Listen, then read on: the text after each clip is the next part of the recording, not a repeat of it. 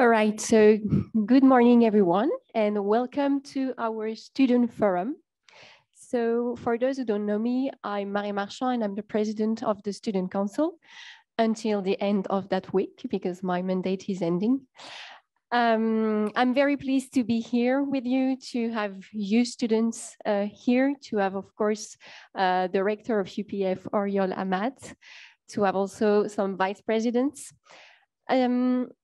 The Student Forum is now becoming a tradition within Utopia and Students' Actions.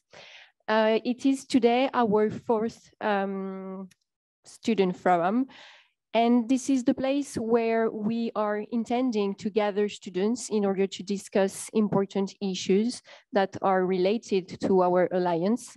The very first one we organized was on sustainability. We organized another one on gender equality.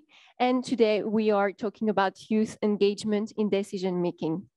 So it's a pleasure to launch this forum, and I wish you a very pleasant session full of exchanges. And I give the floor to Oriol Amat. Thank you.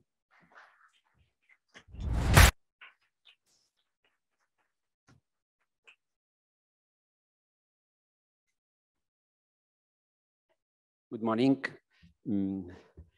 Greetings to Marchand, still president of the Eutopia Student Council, and also to Sahil Kamboj, president of the Eutopia Student Think Tank, the venture that today we are launching. Be very happy with this initiative. Also, I would like to greet the vice presidents we have here, Liliana, and also different contributors to today's session: Paul Villaverde, General Coordinator of the Eutopia Student Think Tank; Mireia Orra, Ferran Piqué, very well known here. Happy with UPF that he has started this year a second degree. And we are very proud of this. Viviane, Ogou, and colleagues and friends. Let me just say a few comments. First, the student engagement is one of the first, it's one of the main challenges we have.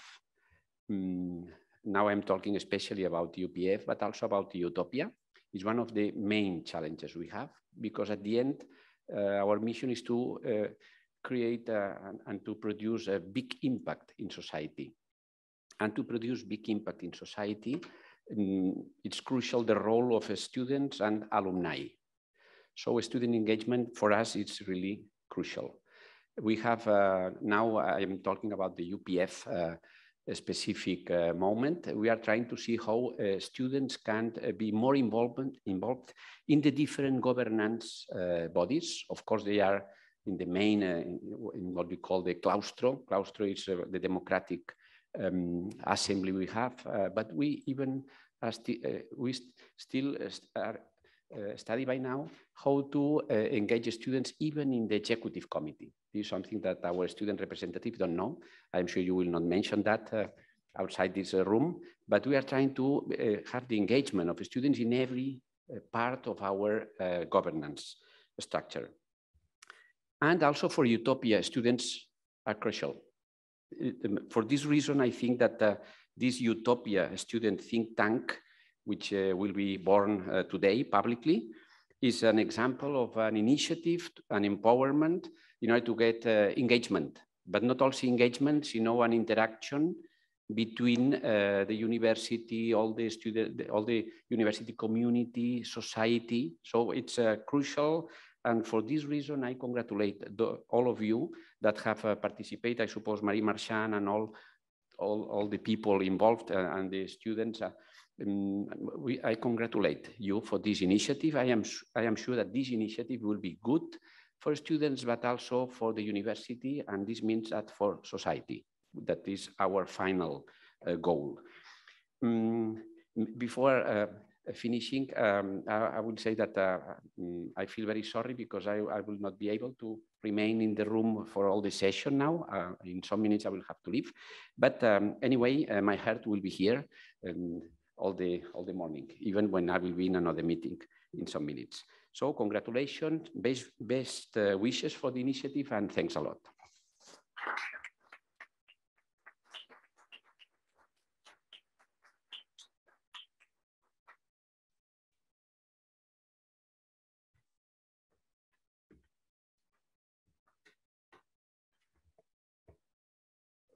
Okay, welcome everyone, and I thank the UPF Rector for his kind words, and we are happy to having organized this event, and we are happy to have very good speakers today, and we are happy to have people who are joining online from different universities of the Eutopia Alliance. And welcome again, and my name is Sahil. I am the president of EUSTT, the Eutopia Student Think Tank. So before we go on, everybody has this question: what this EUSTT stands for, what it is, and what we are doing. So EUSTT, as you can see, it stands for Eutopia Student Think Tank. And how it came into being is that the Eutopia Student Council, in like some time ago, let's say in the beginning of this year, thought that there is a lack of platforms for students to express their ideas, to express their views, to share their research with all the different universities of the Eutopia Alliance. So there was this platform which was created by the Eutopia Student Council to be a common platform for the students to share everything freely, independently of any administrative influence. And this is one initiative which we are really proud of because it is totally and entirely run by the students. So today I will briefly talk about I'll be very short and briefly talk about why this platform is necessary, what we do, what progress we have made in the last, let's say, 5-6 months, and what we plan to do in the future, and the opportunities that come along with this platform when we talk about involving people or involving students from different partner universities. So to begin with, why have such a platform? As I just said, like giving voice to, since the structure of this Eutopia Alliance is quite complex, and now we have 10 different universities participating and more than 240,000 students from different universities. It's very important that we have a common platform where students can publish their blogs, their articles on current topics, on their research, academic articles, organize events, and do a lot of different things, and also foster networking with other partner university students. So that was one context which we felt was really important. And it also works as a catalyst to connect different actors of the universities of the Eutopia Alliance. So this was our main goals or main ideas in mind when this EUSTT initiative was started. And then to begin with, so to quickly go on the goals and commitments. When we started, we thought that this initiative should be inclusive. And that's obvious because we have 10 different universities from, let's say, 10 different countries. And we are proud to have involved all different parts of Europe and also outside of the European Union, which we have one university from UK as well. So we want to be inclusive and collaborative. That's our main aim. We want to be student-centered. As I just said, this initiative is completely run by students, and students are handle all the activities from this initiative. And we also aim to be multi, inter, and transdisciplinary. By that, I mean we are open to all fields of sciences, arts, humanities, and different streams. And we accept blogs, articles, and posts from all different fields of studies. So this is our goals and commitments, and to talk about a brief timeline of how things went on. So in February, this EUSTT idea came up, and by April 2021, we started having our first meetings to define what a student think tank for Eutopia should look like. And during the months of May to September, we started developing our own website, which would be the main platform for students to publish their articles on, to publish their posts on, and to talk about any things. So, and on October 4th, just like a month and more than a month ago, we went public. We launched our social media channels, we launched our website, and within less than 2 months, we have more than 100 followers on almost all our social media accounts, and we have a constant increase on the website visits on our website. So, and today we are here for our first presentation event with the topic being youth engagement in decision making. So, regarding the working structure of the EUSTT, it's quite complex as it is with the whole alliance. So the stars you can see against the posts are the people who are involved in the board, which is the main working structure of the EUSTT, which takes the major decisions. But nevertheless, we have three different areas. We have the communication area, which handles the social media and the website. We have the international area, which has a very good representative program, which aims to have one representative in each faculty of 10 Utopia partner universities. And we have the editorial area, which accepts articles, which talks about, which does the proofreading and which helps the authors in the publishing process of their articles. And how we ensure we are aligned with the Eutopia Alliance as a whole is that as a president, I am part of the VP7 Communications Board of Eutopia.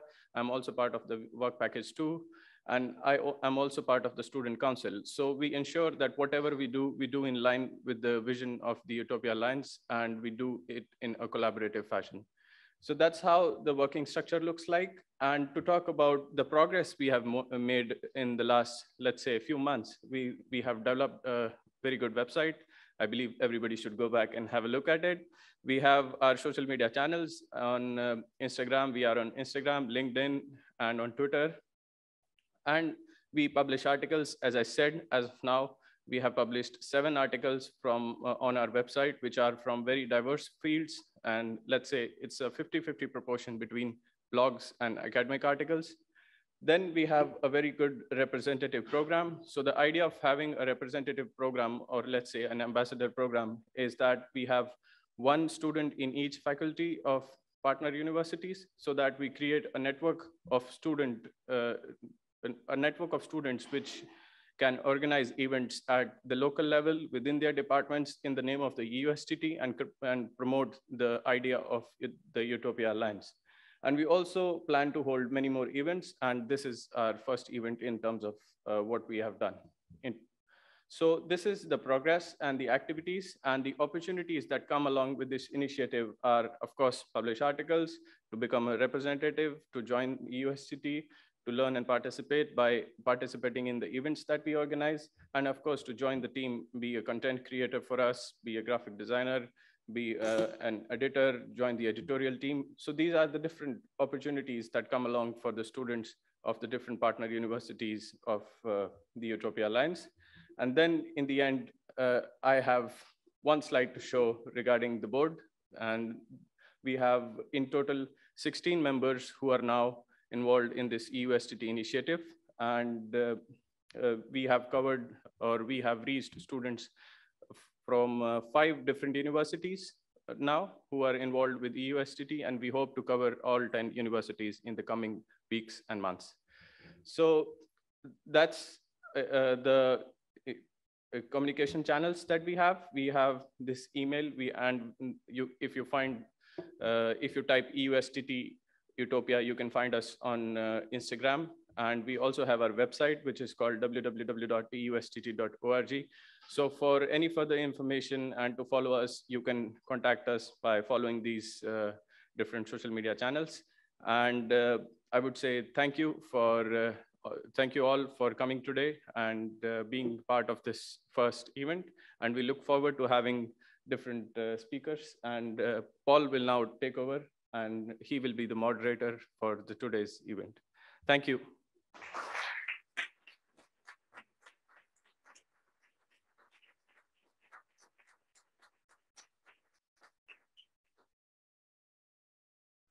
Okay, thank you, Sahil, for your words. We will now move over to the roundtable that we will be holding today, or anything else. The idea is to discuss youth engagement and decision-making processes, and we are very glad to have with us some outstanding young leaders. But regrettably enough, Mireia Orra, who was also invited to the session, she's the director of Joves pel Futur. She was not able to come because we live in COVID times, and she is a close contact of someone who tested positive. So due to the protocols, of course, she cannot join us today. But we were lucky enough to get a video from her, and we'll start by that, so that then we can have a better flow of the conversation. So Mireia, as I was saying, she's the director of Joves pel Futur, an organization involved in student participation in political issues. And she is a student of political science and law at UPF. She has been involved in student associations and youth forums with ISEC, for example. And right now she is working at Ashoka in the area of social entrepreneurship. So without further ado, let's listen to what she has to say. Hi, good morning. First of all, my apologies for not being there at the event today. And thank you to the organizing team for quickly adapting to the situation and giving me the opportunity to be present virtually. My name is Mireia, and I'm here on behalf of Joves pel Futur. And well, I would like to think that my English is good enough to express all the ideas I'd like to talk about today. But in case of something not being clear enough, do not hesitate to write me later. So, during the last decade, or even more so, a sensation has been spread among youngsters, a sensation driven by pessimism and disaffection, a sensation that has led us to think that the world will never be as it was, or at least as we remember it was. We live in a time of nostalgia, and the reason is a context widely known. 2 crises in 12 years, a considerable number of institutional shocks, a climate emergency. Well, for the first time in almost a century, we certainly know that we won't live better than our parents. So the result of this sensation has had a considerable impact on how youngsters participate in politics, in democracy. A recent study developed by the Bennett Institute of the University of Cambridge pointed out that youngsters were less satisfied with democracies than previous cohorts at the same age. Obviously, this decline has differences among regions, but it's important to highlight that the dissatisfaction with democracies among youngsters is headed by countries which years ago were the most enthusiastic with liberal ideas. Within this context, in which lots of young people have lost their faith in politics and democracy, we could imagine that there is no future for us, that youngsters do not participate in politics because they think it's a waste of time and it doesn't have an effect on our lives. But we couldn't be so wrong. Neither youngsters have any hope, nor they don't participate in politics. Actually, we do. And I would like to clarify this point and the challenges we will face in the future for young participation in politics. First of all, we cannot think of political participation as we have done so far, because youngsters do not conceive of political participation as just voting during elections once every 4 years or taking part in demonstrations occasionally. We should widen our conception, and that is what we have been done in Joves pel Futur, being inside of the umbrella of Talento para el Futuro. During this last year, we have brought together more than 1,600 young people to work on the Pacto Intergeneracional para el Futuro and the Declaration for the Future of Europe. Recent studies have shown that youngsters are more likely to be members of an organization and be involved in its activity than older generations. Moreover, the hyperconnection in which youth is involved leads us to acquire a new dimension of collective problems being engaged in a wide ranges of social causes. Thus, young generations have a great potential and will of changing, of improving our world, not only by traditional means, but by using every tool at our disposal. Secondly, youngsters are more conscious about the real problems of our era than other generations. We've seen it during these years, political campaigns claiming for better environmental policies, political initiatives in favor of women's rights, projects to develop liberty and justice in our countries and in the international sphere. Social development has become our identity. And last but not least, it's about time to put youth into the spotlight of institutional decision making. As I said before, we cannot conceive of political participation as we've done so far. Even if our generations are more dissatisfied than previous generations, we are more conscious and involved in political projects. However, to shape a real change, youngsters need a wider presence in formal politics. Only by this means we will be able to engage us and engage in all the files that involve political participation. Institutions must gather the efforts done by youngsters. This is the key point in which we should focus our worries. This dissatisfaction that youth feels for politics comes from a structural problem. Changing how the institutions engage younger generations is crucial to improve the way in which youngsters participate in politics. We have the will. Now we need the opportunity. And if the institutions don't proportion the opportunity, we will for sure find it. In conclusion, younger generations have a greater dissatisfaction for politics than the previous ones, but we show more social consciousness and will to make real changes. As I've said, young people find themselves empowered to participate in informal politics, but not that comfortable participating in formal ones. So we need to fight this structural problem. We need the institutions to turn the situation around and allow young people to participate in all decision-making processes. These processes will have a direct impact on our lives and will be crucial to building our future societies.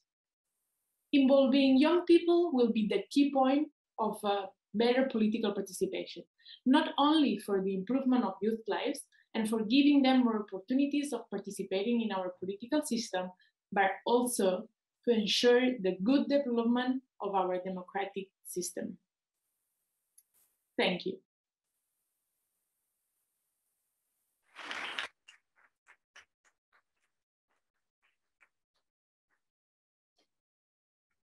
Thank you, Mireia. I think she's following us online. So despite the fact that we have a time difference here, thank you for your words. We will now move to our second topic, and I'll briefly tell you how this will work. We will entertain some speeches, brief speeches by our guest speakers today. And then I would like to open the floor for any suggestions, any comments, any ideas, any discussion, but especially any questions that may be coming from the public overall, particularly students, both the ones that are following us in here, also the ones who are joining online. And we'll be able to take those questions via Zoom and also, of course, from in-person audience members. So now we'll talk about youth and university governance. I'd like to tell you that Eutopia has organized a workshop, for example, on university governance. I'm aware it was a quite successful initiative, and we thank Eutopia for that opportunity, and we thank Luciana in particular, who I've been told is around, for leading this. And now briefly introducing Ferran Piqué. As the rector said, he is known around UPF. He is a student of business management and law in this house, and he works and has worked in consultancy or in human resources. But he has a long trajectory within student representation and student governance. That's why we value a lot his insights. Particularly, he was involved in the Eutopia Student Council together with the Student Council President Marie. And he is currently the president of the Catalan National Student Federation. So I'd like to start asking to you, what are your views on student governance overall, and what can you tell us from your personal experience? Thank you, Paul. Good morning, everyone, and I'm so grateful for the invitation, and I would like to thank the organization. Thanks, Paul. Thanks, Sahil and Marie for counting on me, and I'm so glad that finally this idea of the think tank that came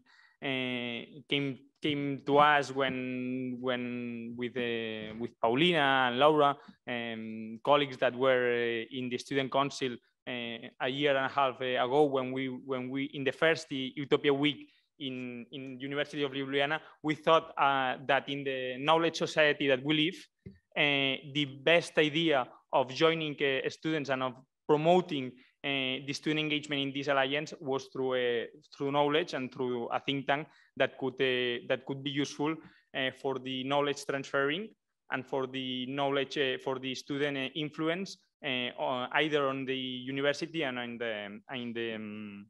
in society. So about your question, Paul, of my views on university governance, I would like to start. Mireia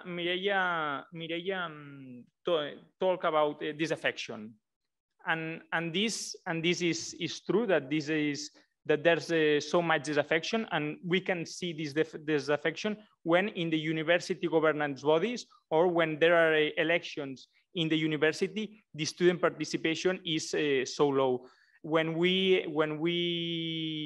people who study in this university, but I'm aware that this happens as well in other universities, and we have been struggling. We have been working on that in the Eutopia Student Think, in the Eutopia Student Council, how to reach more engagement within the student community. That all the universities are in the same situation, that they have many difficulties to reach student engagement. So student engagement is crucial to get afterwards implication of young people in decision making in public policy. But I would like to mention some topics that I think that are important for promoting student engagement and student implication in the university governance. But first of all, I would like to ask the audience. Maybe this audience that comes here is not the most appropriate to ask these questions and to get the response I would expect to. But how many of you have complained about the university? Many of you, sometimes at some moment of your academic career, you may have complained about university. But when you have complained about the university, what have you done? Resignation. Sometimes when I ask this question, the main answer is I have not done anything, but I just complain. And it happens in university and it happens in society. So I think that we have to be aware of our responsibility as students and as citizens, that politics, if you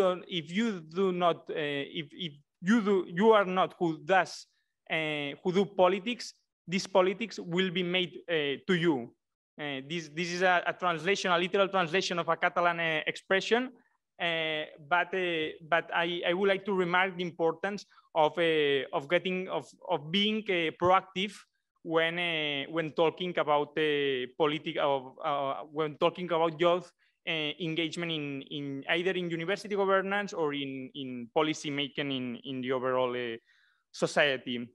So university governance is not just transmitting problems, transmitting the problems you may have when you are studying. No, it's about having an idea of university, having a model of university in mind, and fighting to influence to get this university model you dream with a reality. And for this, the second topic I would like to mention is the importance of being in an organization. And this becomes especially crucial when we talk about university governance, because we are citizens for all the time, since the very early moment we are born, from when to when we die. But our student life is so limited. It's limited up to 4 years, 5 years. So this is in 4 years, 5 years, you cannot get, you may have influence to get some of your ideas come true, but this is not the idea. The idea is not just that your ideas come true while you are studying just for you. The idea is to be in an organization, to have a network of people who who have same ideas and same values and same reason why implication like you. And this is crucial to have a continuity, and not just have a continuity, so have a broad network to fight for your ideas and to be in the different, not just in the different governing bodies of the university, but also to be influenced in all the university stakeholders. And then I would like to mention different things I think are important. The importance of the reputation of an organization. If an organization just is just dedicated to claim to complain about the things that don't go well, it loses so much reputation.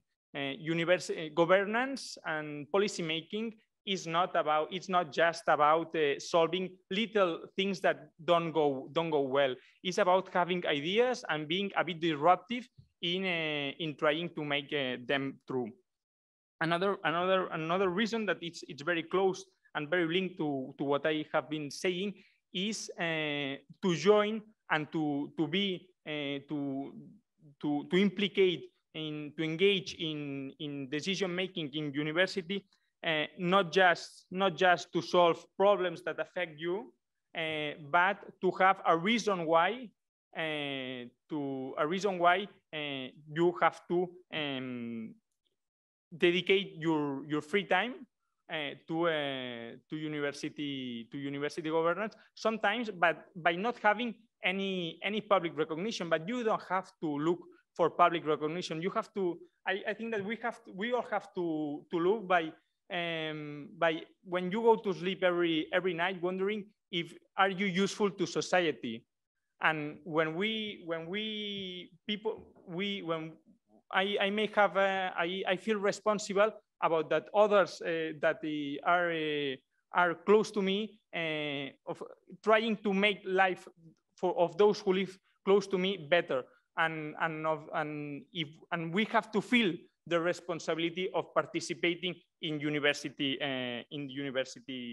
governance. And when I was talking about recognition, we don't have to look for recognition, but there is an important thing for engaging people in university governance is empowering students about the importance of their implication. So we have to make a transit from the savoir-faire to the faire savoir. No, this is a French expression, but I think that this is a very important that everyone should know that the student engagement is so important and can change things, and is actually changing things. But most of us don't realize about this about the importance of that. And I'm just I'm finishing my intervention about the importance of not just participating in university governance to make the university better, this is important. This is very important, but also to take profit of your student life to prepare for the future. If you anytime have to participate in the decision-making process in society, in politics, the university is a bit a replication of the governance of a country, of a city, you know, because there is the university autonomy. So we have to take profit of this experience that we can get in the university by participating in the governing bodies for a future being prepared for participating in the society decision making. I think that covers a bit the insights I wanted to transmit in this first intervention. Thank you.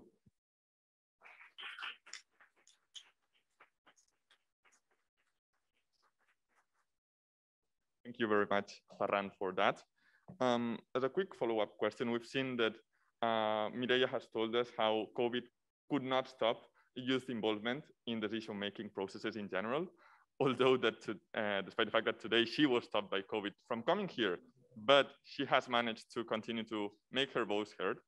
I would like to ask you about this exact question in the context of UPF, but in the context of your background in student representation during the last months and years, because that might have affected your possibility of engaging with politicians, if it is the case, or with university governance structures. I think that mainly the problem hasn't been this one about being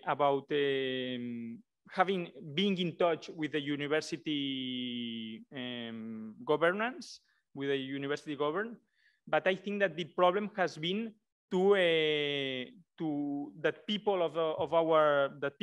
the students knew to get the students the importance that in a moment like COVID, it was the student participation was crucial for solving some problems with the model of teaching and all these kind of things, and it has been difficult through social networks to reach the students. It's much more useful to be on campus and talk to students, and it's much more easy to go daily to your lessons and talk to your colleagues and to know what's going on, no?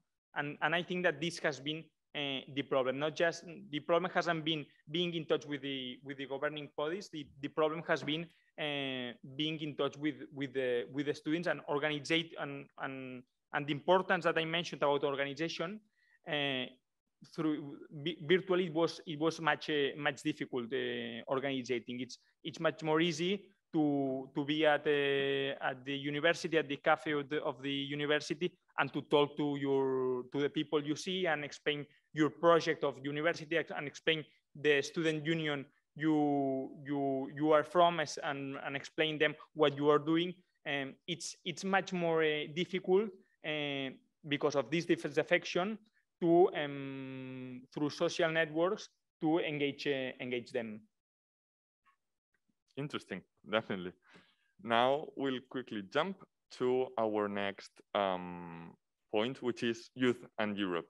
And to do that, we have Viviane Ogou with us.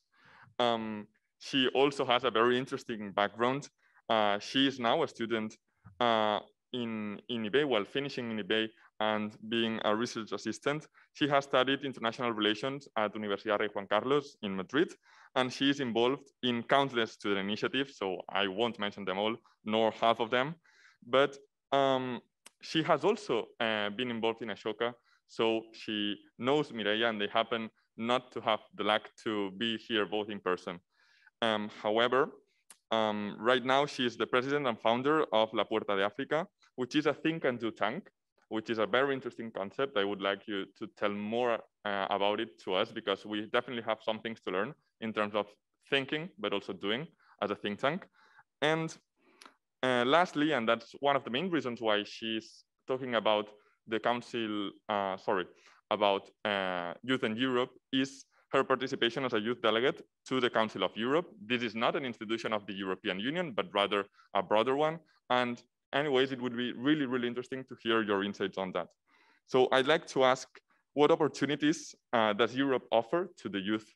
And whether, if you believe that in 2022, that being the European Year of the Youth, that might imply some positive consequences for the youth implication, or whether you think that's just some marketing campaign that the EU is trying to pursue.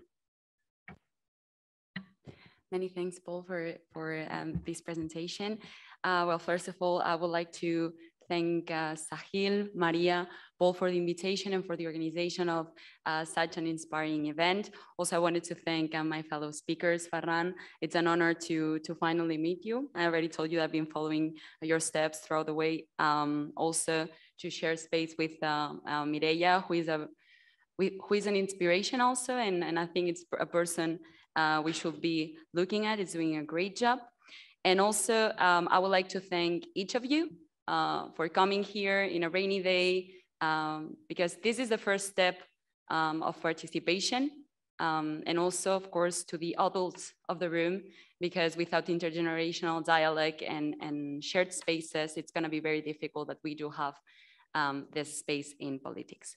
So I'm going to try to approach Paul's question, whether the European Youth Year. It's gonna have some impact in our role in decision making, and also which are the opportunities that the EU, well, the EU and also like the European space beyond the EU is offering. And I think this is like a really interesting question because the European Union has been offering opportunities for participation since a lot of years before. Like we know, for example, the Erasmus Plus program just for university exchanges, but actually it's a very huge program in which a lot of youth organizations, not only youth organizations, but also nonprofit organizations are offering multitude of volunteering activities, youth exchanges, and many spaces to learn, to participate, and to co-create with fellow citizens across Europe. Also, the European Union is piloting some initiatives to facilitate the participation of young people in deliberative processes, also in consulting and to be able to engage with other citizens. For example, there is the EU Neighbors Initiative, where there are a lot of ambassadors from all across Europe trying to bring closer those neighbor countries from the East and the EU member states. Also, like there is some ambassadors for the EU Green Deal who are being very active to communicate the need for a green transition and to involve young in politics. There has been this time I'm voting initiative in 2017 when we were voting for the European elections. I think that Spain has been an important example of how young people has been involved in this process. We have Equipo Europa. I don't know if you know this organization, but they were born out from the European elections, and they had a strong role shaping public opinion and promoting that each of us, well, maybe not all of you had the age to vote then, but that a lot of us went to the polls and voted for Europe. Now there is a continuity of this campaign, which is called This Time and Vote, All Together, together.eu, Todos Juntos, in which they are also offering in space for young people to make activities, to promote the EU.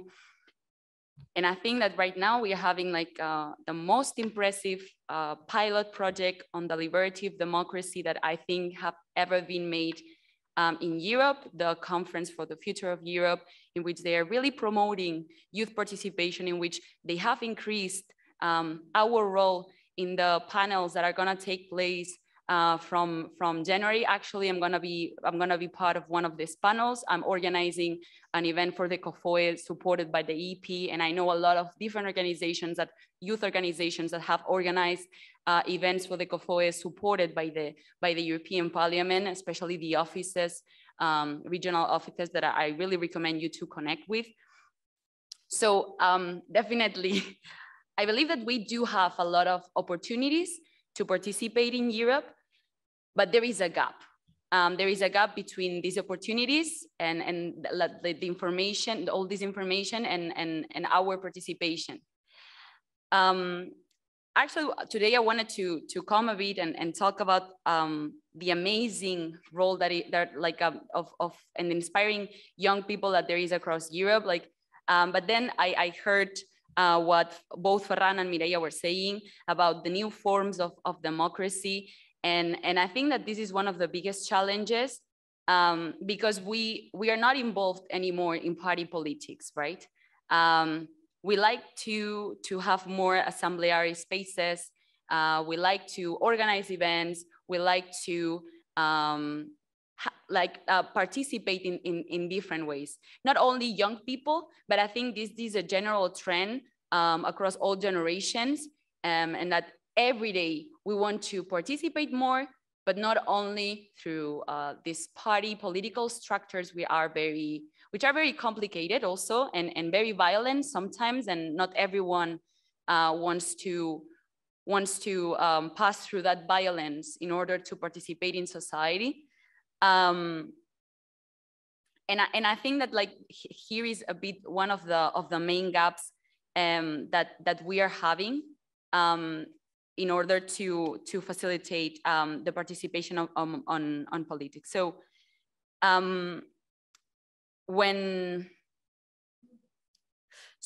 in like young people across Europe are organizing in organizations, as Ferran was saying, and these organizations promote like are doing, I think, some kind of more loving activities. We have like these very well-known examples of Friday for Futures or Extinction Rebellion, but they are not the only examples of young participation, but there are strong movements, social movements in, for example, migration issues. Like there is a really interesting campaign called Stand for Something, which is across Europe. It has like, I'm following especially the Czech chapter, because like they have been very active in promoting rights in Hungary and trying to support the human rights across Europe. Like they are doing it from Czech Republic, but well, this is across the world. So we have to find, on the one hand, how to communicate all these opportunities, how to offer the skills. And I think that sometimes the, I don't know how to say this, but the strength, like the courage, and how to lose the fear to participate, because I think that we all love to go and hear and listen, but when we have to speak up, sometimes we're afraid we are not good enough, or that we don't have enough good things to say, so we remain in silence. But I'm sure that each of you here have very interesting things to say, sitting here as we are seated today, or in the deliberative spaces. So trying to conclude a bit, because I've been divagating a bit, and trying to also answer to what is a think and do tank. Me personally, I really believe in the youth citizenship in Europe. I think that we are doing incredible things, and we only need that policymakers that are already active, like are already starting to pay attention to our needs, and are starting to include us more in consultative manners, and sometimes tokenizing us a bit. But I think that we are working in this. Like we have very strong also governance structures, such as the European Youth Forum, or all youth councils, but all these organizations are going through different types of politics. So how to accommodate civil society and organizational politics into decision making, how we connect governance structures and civil society, and how we inspire and empower young people to want, like for them to want to participate and to not be afraid of it.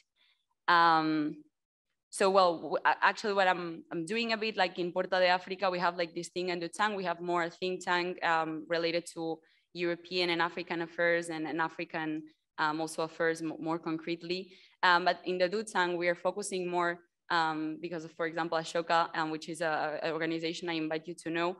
We're focusing more in discovering how to activate all these young people, how to like give them the tools to speak up, and well, like this is something that I think we have to keep researching, to keep seeing how to involve people, and to give also, to break a bit with this imitating all those policies that we sometimes have between youth, and that sometimes only like those youth people that actually imitate the best adults, I'm one of them, I'm so sorry for that, are those who are able to speak in these spaces or having the voice. So we have to break with that too. Well, so I think that like this is a way we can advance. I think I've been a bit a mess, like I had a lot of things I wanted to share. Like we have a lot of opportunities, and I believe that we need to close some gaps, but I hope that if there is something that hasn't been clear enough, I will be very happy to answer to that. So many thanks.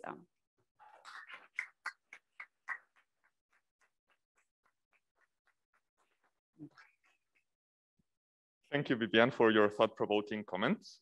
In fact, I'm sure that that will provoke some thoughts and we'll have some interesting questions coming from our audience online and in person. I do also have some follow-up questions for you, because you mentioned the many programs that are there in place in the European Union or in Europe in general for students, several associations, several organizations at all levels. But it seems, as you were saying, that it's sometimes the same people who occupy those spaces and who have their voices more heard than others. So in connection to that, it is clear that communication is a challenge for all, and online initiatives may help in this line. But I would like to ask you whether if you believe that in this context of youth organizations working in a different pace, sometimes that traditional structures of governance, particularly in rigid institutions, bureaucratic institutions, this is something we can imagine from European institutions. How does assemblearism and horizontal ways of working within student organizations match European institutions, for example? Are those different paces and ways of working compatible? Many things. I think this is a very interesting question. I think it's, well, horizontalism, well, like internal structures in organizations, I think like there is a huge debate and each organization has its form. Not all horizontal organizations are the most useful and not complete, like, and there are some horizontal organizations which are very useful. So I think it depends on the context.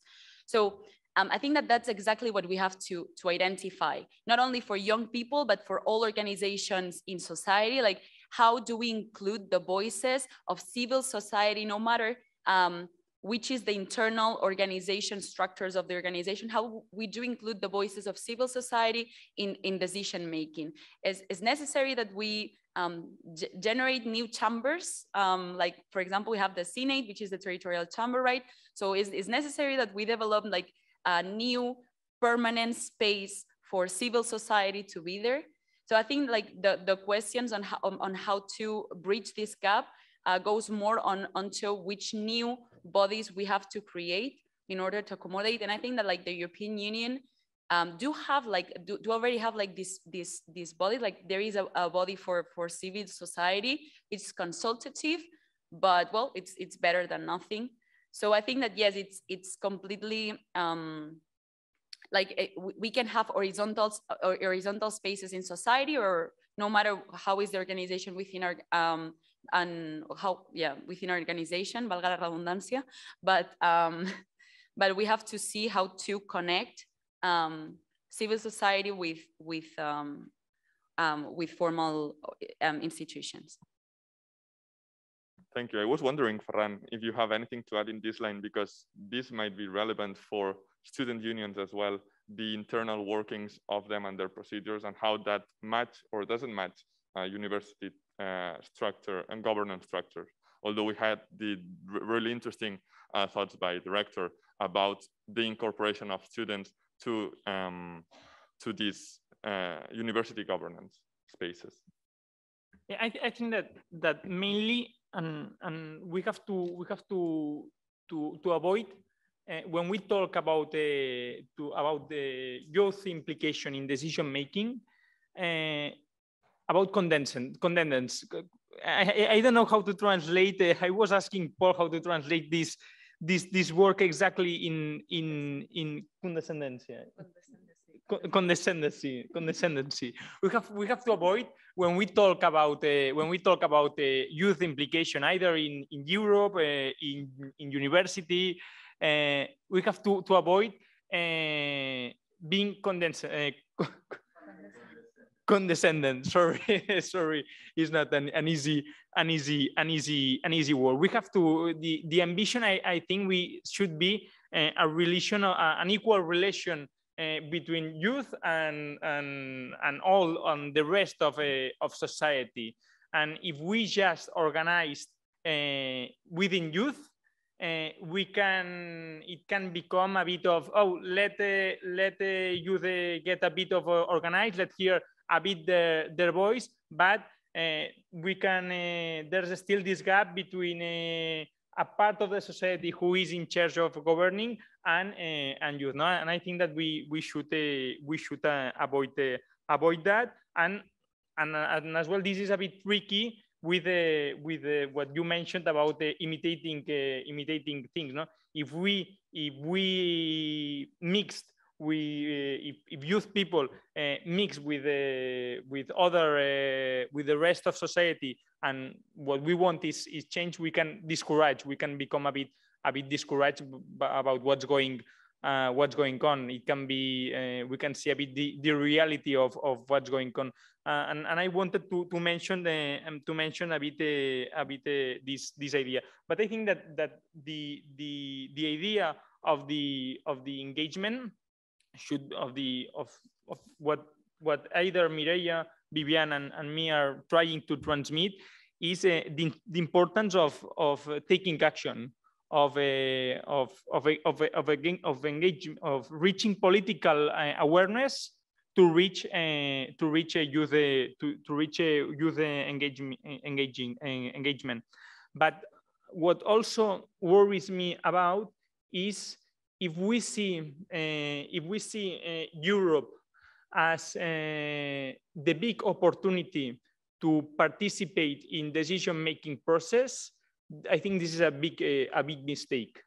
Europe is true that there are these kind of spaces that are so useful, and we have to be glad that youth around Europe is getting organized to change things. But I wonder what if it makes sense to just involve in the idea of Europe, but do not involve in university governance or in your city or in your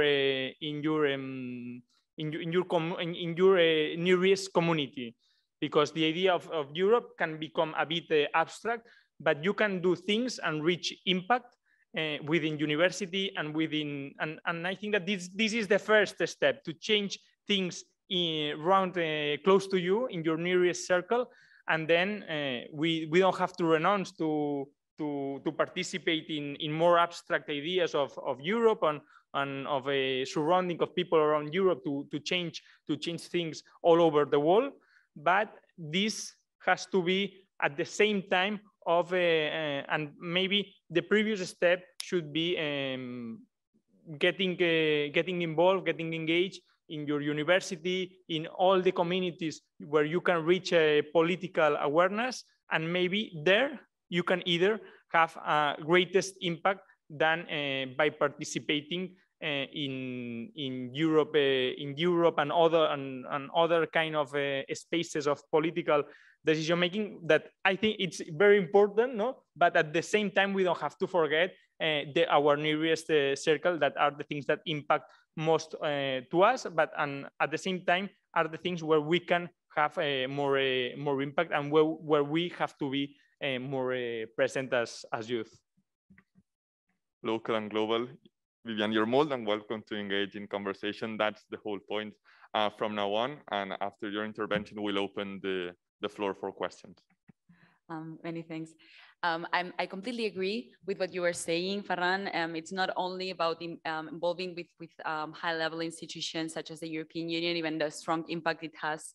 I think that when we are engaging at the European level is to wave alliances between youth across Europe, because we have a lot to learn from other countries and we can offer a lot also to them.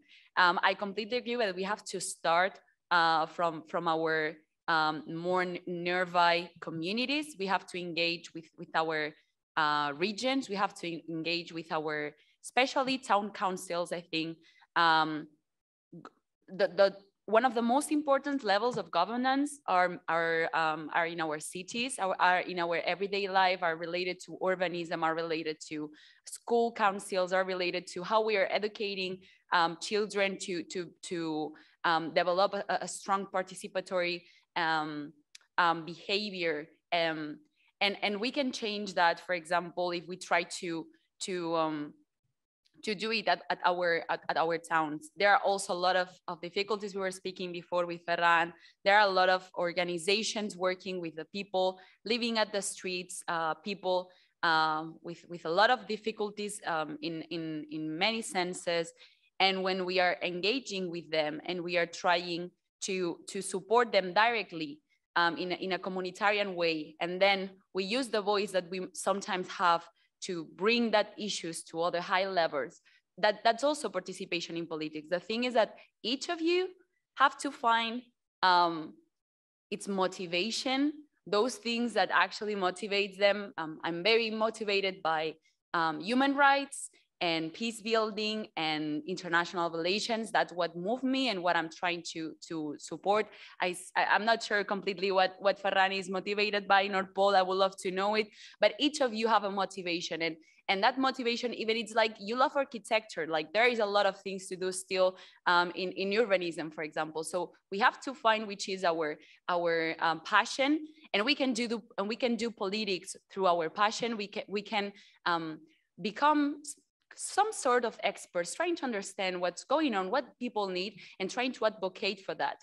And advocacy, it's not only to submit a proposal to the parliament and giving speech, because sometimes speeches are very boring and very unuseful, but convincing, for example, your whole town that we need to paint again, like the houses, and actually like urbanism has a strong impact in our mood. If we live surrounded by beautiful houses, we're gonna probably live happier than if we live surrounded by not that beautiful houses. So even convincing your town that you need to paint the houses, that's being involved in decision making, and that's having a great impact. So I just can encourage you to do what he says, to get involved with your community, but through your passion.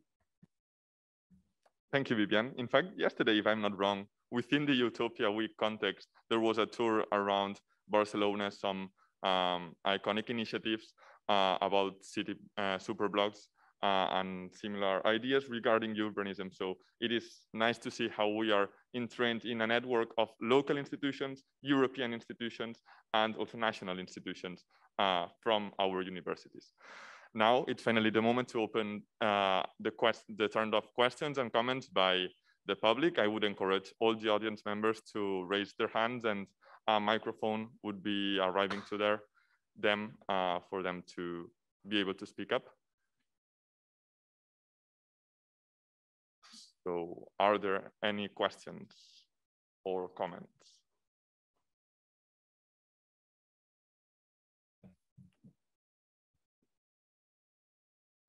Please introduce yourself and stand up so that we can all see you better. Thank you. Yes, they are following us from the camera behind there. Hi. My name is Nada from University of Gothenburg, and it's very interesting that you all here. And I'm so happy to see everybody, finally, live event again. So my question is, because I'm interested with your track until you become in the EU, because I'm also not from EU. So it's very nice to hear that you are here. So what is your concrete step, like as a first step till you are now, that we can get inspired or also follow? And also with like engaging with the local community for some countries that speaking not English, also like Sweden, like all the rules are in Swedish. Maybe what is your tips, like for Ferran, maybe you have someone not speaking Spanish that they can also engage in breaking the language barrier, for example. Thank you. Yeah, we will continue to open the floor for our questions. Our speakers will note the questions and we'll work this way a bit more in a more agile way. So any other questions on the floor? Thank you, Marie.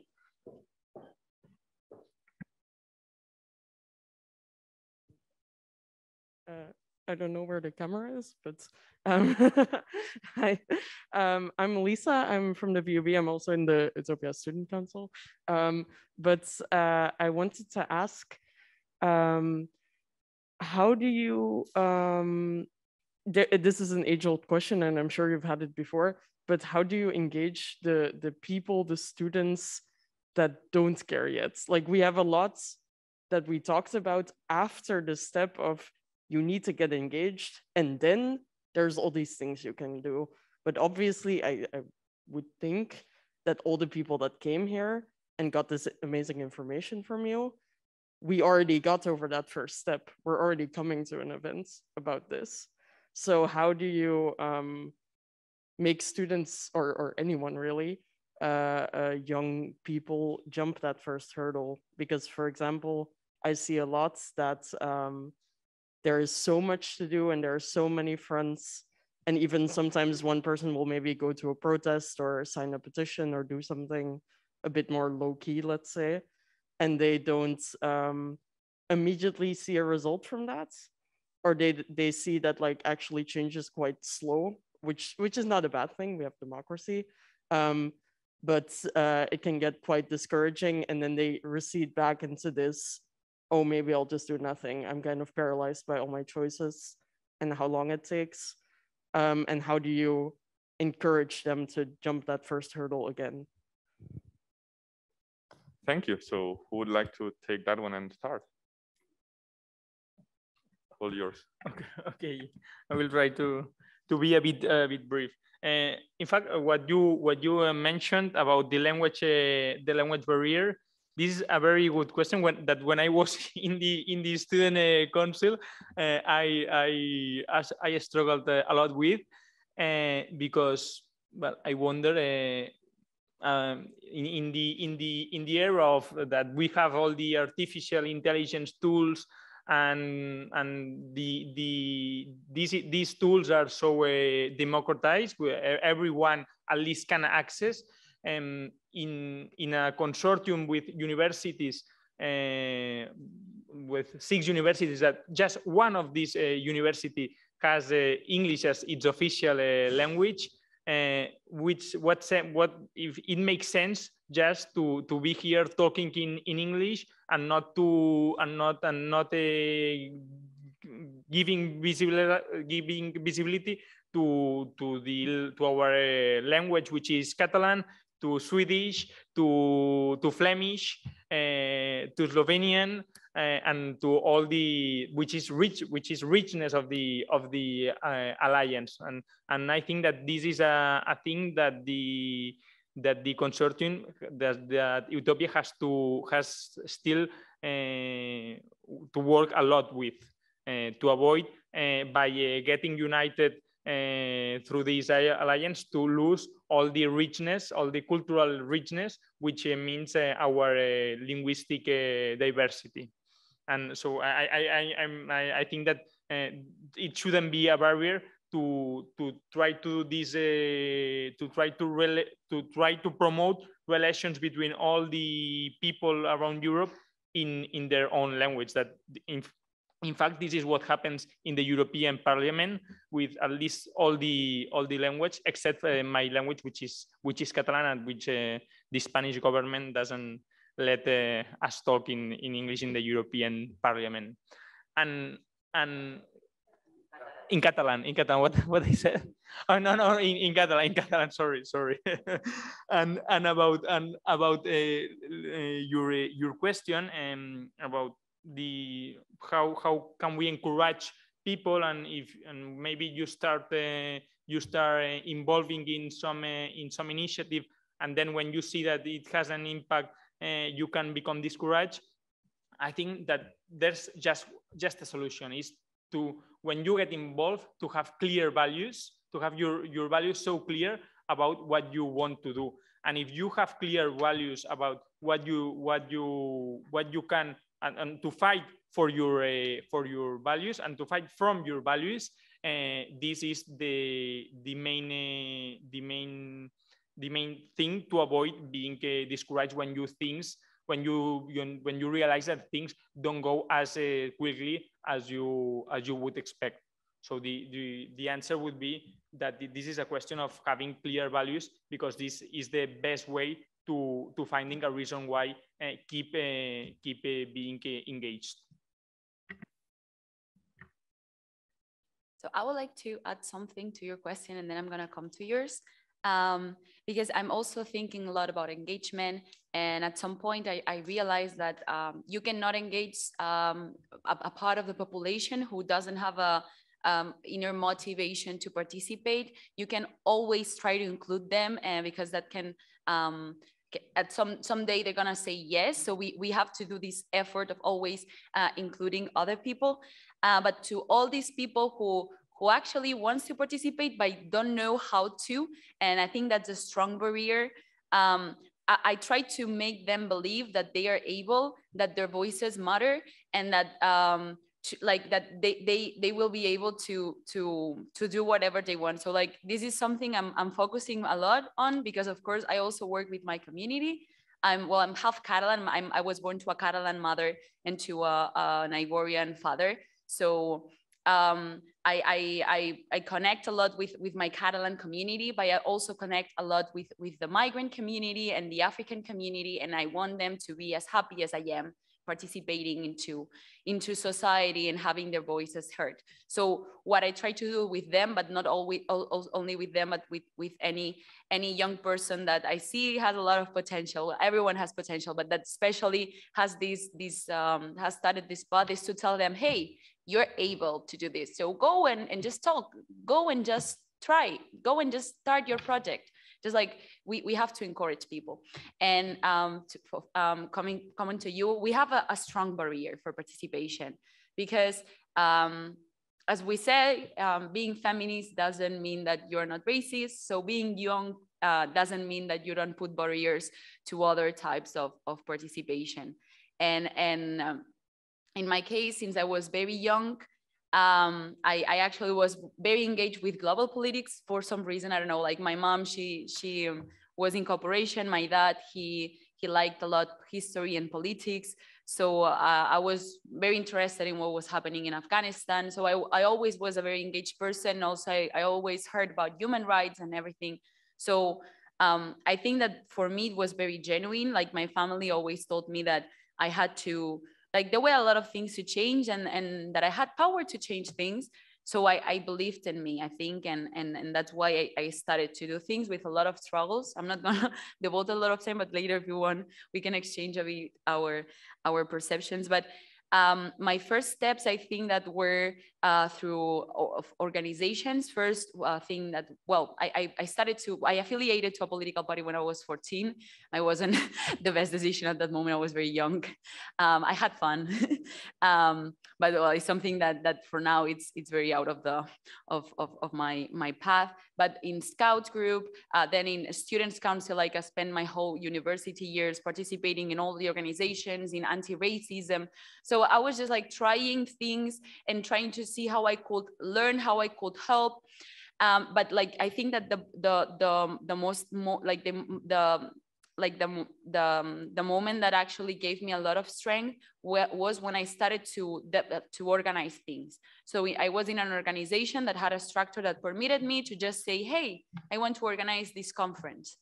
So I remember after the first conference I organized, well, actually I organized one before, but like with this organization was very, very, very powerful, that I felt so good that I wanted to organize another and another. And then I started to meet with a lot of people that were trying to do the same I was doing. So I started to surround myself with people that actually had like this willing to change the world, is willing to participate and do things. So I think that like this is how I'm doing it. I'm looking to a lot of opportunities. I'm not letting my ascendance to stop me, because I think that we as racialized persons sometimes feel that we don't belong, or I always have to fight for my Catalan's pertinence. I always have to say I'm Catalan, and it's sometimes a bit, so it's sometimes difficult for us to enter, but I think that we have to just like sit down and say, this is my space and I'm gonna do it. So apply to all the internships that you find, apply to all the opportunities that you find online. Like there are a lot of pages I can share with you, and just apply to things until you find one that you like, and keep doing things. So I don't know if that answers your question, but we can talk more later. thank you to both. Regrettably, we are running out of time so fast, but we do have time for one or maybe two brief questions coming from our audience. So go ahead.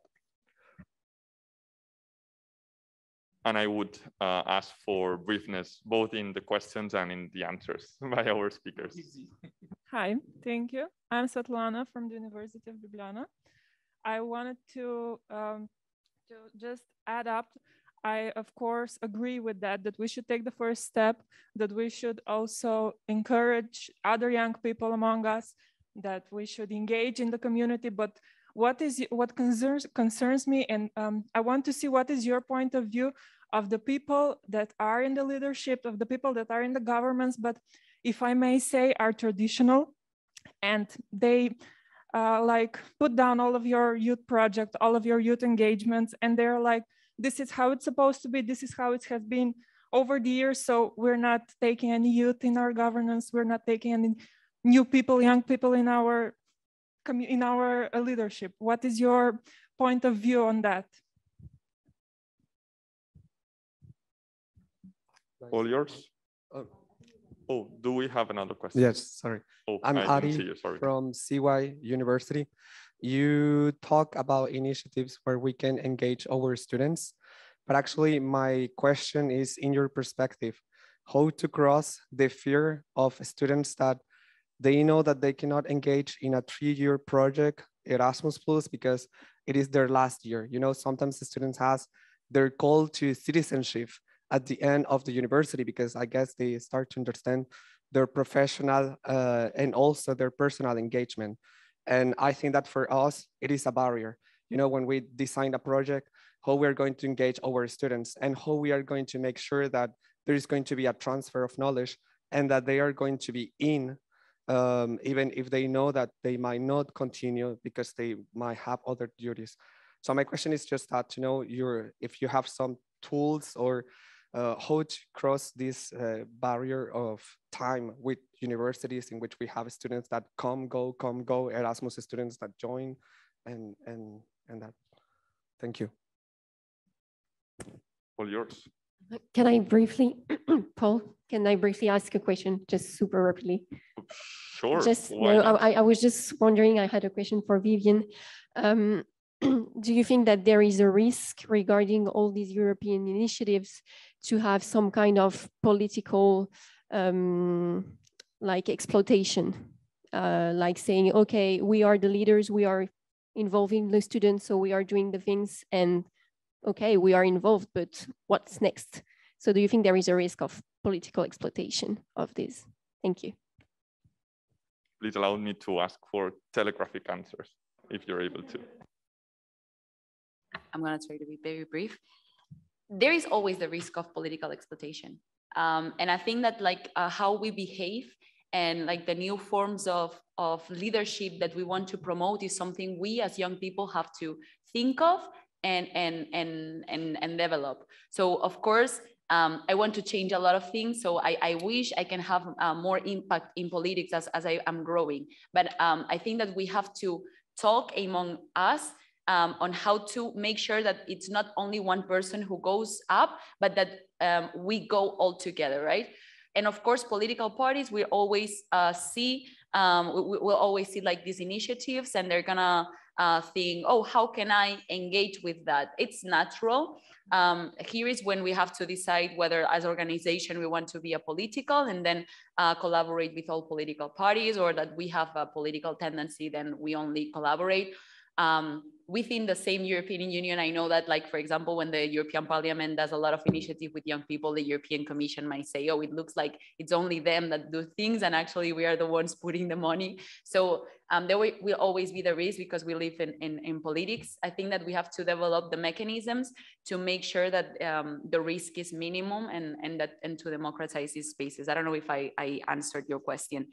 On Erasmus Plus, I think it's important we develop like short projects. Of course, like there are more long-term projects that but if we are only thinking in the terms of university, I think that we have to think of on very long-term projects and very connected to the needs of young people, which is employment, which is, so for example, in Puerta de Africa, I always say, hey, when people enters, I ask them, what do you want to take from Puerta de Africa?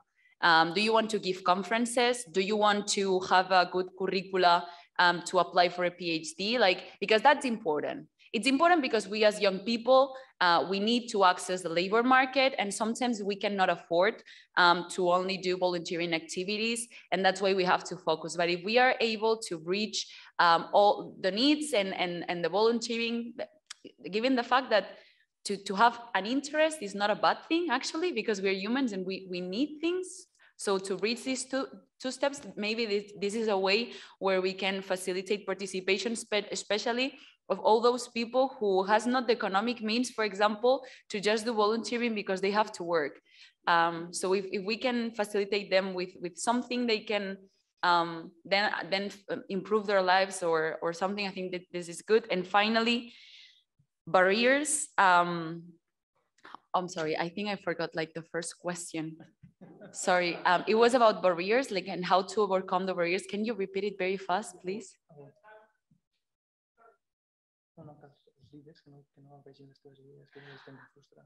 Okay, yes. We will always find this. And I think that we have to wave alliances with all those people and all those organizations that do want to support us. Because I think that we have seen across history that there are processes that fall for themselves, right? So you start with a small movement and the political parties will not take into consideration this movement. Governments are not taking into consideration this movement when there is 1,000 people, right? But if you keep working, you keep creating alliances with all the possible stakeholders that are not always just like politicians, but like society is very broad, then like they will have to listen to you. So I think that for me, like there are two main things here. Like the first one is to see that not mayors or decision makers are always the persons we have to ally with, that like there are more stakeholders, but also that sometimes we have a wrong approach when we approach them, because of course, like they have a lot of difficulties, like they're humans. They have to manage very complex questions, and sometimes we go and say, oh, this is wrong, we have to change it. So maybe what we have is to see which is the best way to approach them, and maybe start by, hey, do you need help with something? We are an organization trying to work in urbanism or in whatever, and we will love to bring your support. So when we create these first alliances, then it's gonna be easier to connect with them. But I know it's not always like this. There are parties and there are politicians who don't want change. So we have to find other means. Sorry for this long intervention. I will be very, very brief, just to sum up and give a final message of what I'm afraid of. And I think that it gives a better response to the different questions that have been raised. And what I'm afraid of, and when talking about youth engagement, either in Europe, either in university governance, is about the dichotomy that some people, some students, when they are in the university, the dichotomy of dedicating your free time to getting involved in decision making I don't mind at which level, or preparing your professional career, of going in events like that, or going to the career events. And this hasn't to be a dichotomy. And what I claim is that the university should be useful to reach political awareness, and that this political awareness hasn't to be to create leaders. Has not to be just to create leaders to be the governance of tomorrow. No, it has to be that when you become professional and you have your own professional career, you keep your political awareness, and while you are working, you must have your political awareness, and must have time to work on your job, and time to involve in and to respond to this must, to involve and to be a good citizen and participate in the policy making of in the policy making process. No? So I just wanted that we don't have to be afraid of showing our political ideas because of professional reasons. I think that we all must have to respect all the and be tolerant with all the political ideas that can be acceptable. But we don't have to be afraid that, no, I don't want you to know which are my political ideas, because if I show my political ideas through Twitter, through LinkedIn, or through whatever of the social networks, I won't get that job. I think that we have to remove this thinking and to believe, to trust in our values, in our political ideas, and don't be afraid to fight for that. Thank you.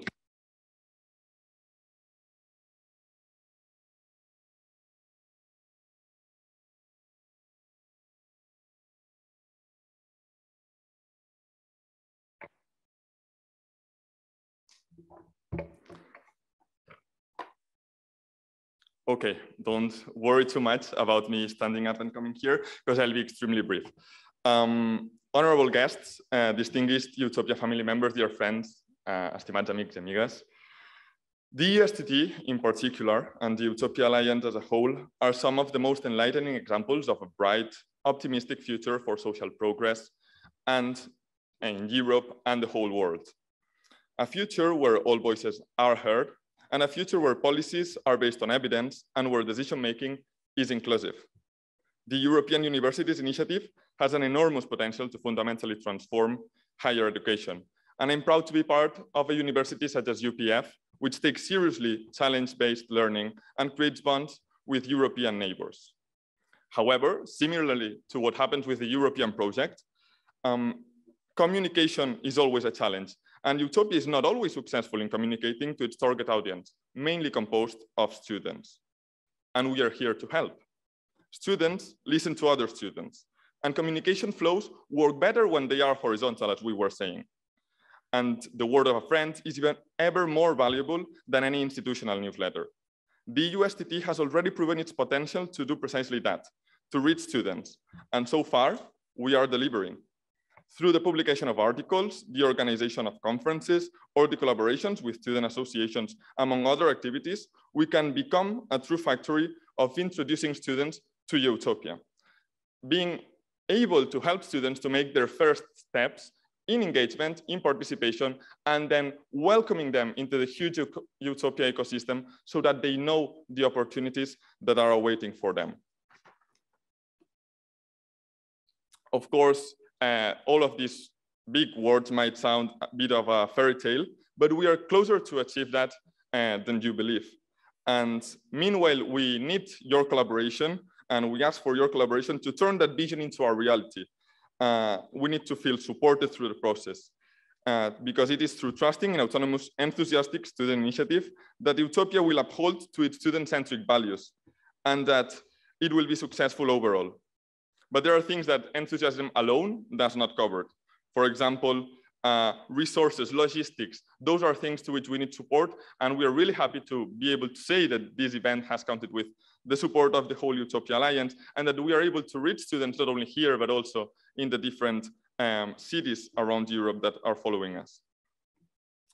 So, as Leonard Cohen's song said, you may say I'm a dreamer, but I'm not the only one.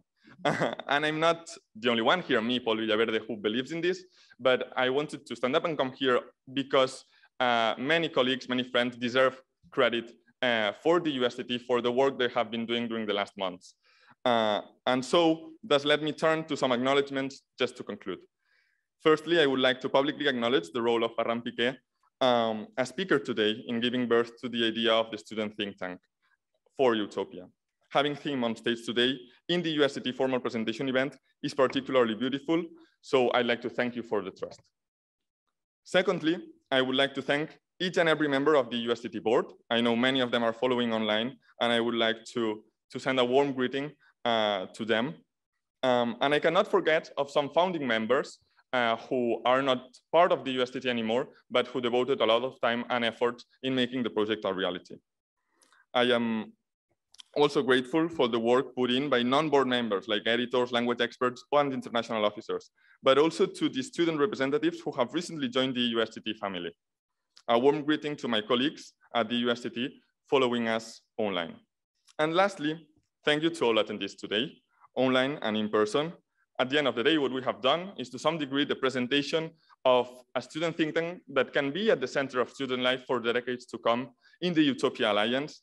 And that wouldn't make any sense if it wasn't of you, of the student community, but also the Eutopia staff and communities to be here to listen to us and to salute us in this new journey that we are starting. I will now give the floor to Marie Marchand, who will be soon stepping down as president of the Eutopia Student Council. And I have to tell you, Marie, I have only heard good words from my colleagues these days during Eutopia Week about you and about your work. And I'm sure that is for a reason.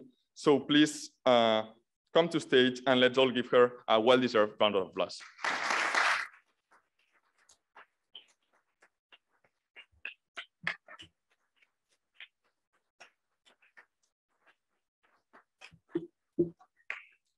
Well, thank you. Thank you so much, Paul. So I will be super brief. I had prepared something, but I think I won't, I won't take much more of your time.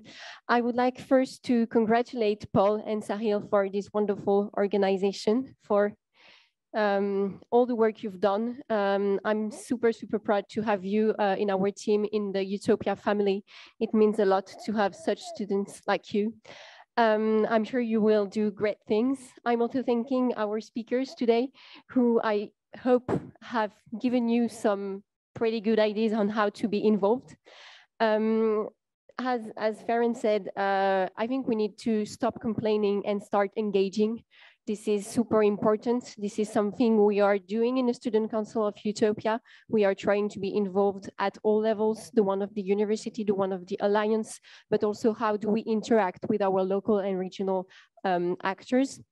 I will just finish by mentioning one initiative that is called the European Universities Community, the EUC, in which Eutopia is involved. This is a student-led initiative that is aiming at bringing the voices of the student during the conference on the future of Europe, which Viviane mentioned.